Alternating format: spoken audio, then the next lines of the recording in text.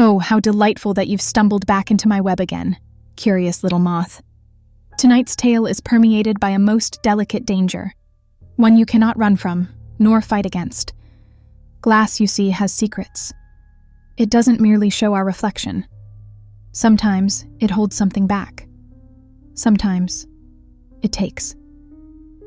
We journey now to an antique shop owned by Adelaide Kane, a woman with eyes like twilight, who sifted through the wreckage of people's memories for treasures to sell.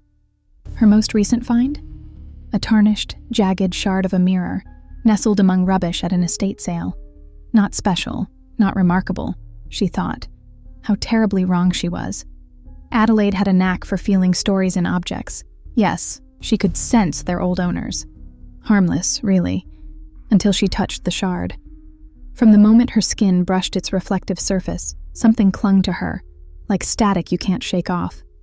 She told herself it was her imagination.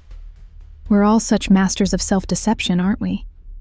On its first night in her shop, the shard called out to her. From her tiny apartment upstairs, she heard the faintest hum. A melody, faint but persistent, like a whisper through walls. It was as if someone in the shop below was singing, or weeping. Who can say? Against every instinct of self-preservation, she ventured down. The shard. It glimmered there in the moonlight, begging like a siren to be touched again. But no sooner had Adelaide picked it up than she heard, no, felt, the presence behind her. A shadow in the mirror's reflection that wasn't hers. It flickered, tall and ominous, until vanishing like smoke. Do you think she ran? Of course not. Curiosity is often the prelude to ruin. She spent days studying the shard, drawing sketches of the shadow. What was it, peering at her from within the glass? Every night, the humming grew louder, like a terrible lullaby sinking its claws into her mind. Sleep became an afterthought. It wasn't just the sound anymore. It was images. Flickers of other people, strangers. Sometimes they would speak, their mouths moving in reverse. Nothing made sense in the least. But then came the event. It was dusk, sun setting. Adelaide, pale as a ghost herself, stroked the shard's edge. And something, a voice perhaps, whispered 2 words. Step closer. Just 2 words, silky and sinister. And she obeyed, as though her body were a puppet on strings. She aligned her face with the shard's reflection, as her breath fogged the air, all while her heart thudded like funeral drums in some dirge. What she saw there? No tale could do it justice. Her reflection fractured and multiplied, twisting, distorting, melting, and then swapping. Yes, some fragment of her mind, or maybe her soul, was swapped, taken. A piece of her stolen and pulled into the glass, while the shadow she'd seen before crept closer, now less of an apparition and more something altogether corporeal. Did she scream? Only a single choked note came out. Her mouth was the mirror's now, but this fragment of a thing, this shadow reflected in glass, spoke. Knock, knock, mortal shell. Borrowed time. Trade me your threads, and I will weave you an ending. Cryptic, isn't it? Shadows love parables, but she understood it far too clearly. She rejected its bargain, thank heavens. But rejection has its price.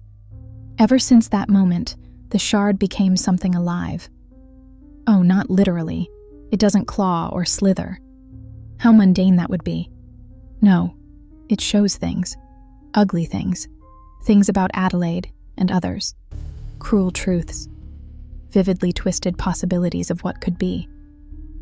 Her customers grew fearful. A man halted mid-purchase when his reflection in the shard rapidly aged 30 years in seconds, wrinkles forming before his horrified eyes. He fled. Then there was the child, drawn disturbingly to its shimmering edge, sobbing that she saw her imaginary friend inside. Even Adelaide found herself hallucinating alternate versions of herself each time she looked. Versions where she was older, angrier, or outright missing completely. But the shard pushed even deeper. Stories traveled. Whispers of the cursed antique dealer and her sinister mirror fragments spread like wildfire. Collectors called, intrigued. Offerings poured in. And Adelaide? Once a woman fascinated by the histories of objects, now became a prisoner in the orbit of this cursed shard. She slept less and studied it more. What more could it show her? She mused.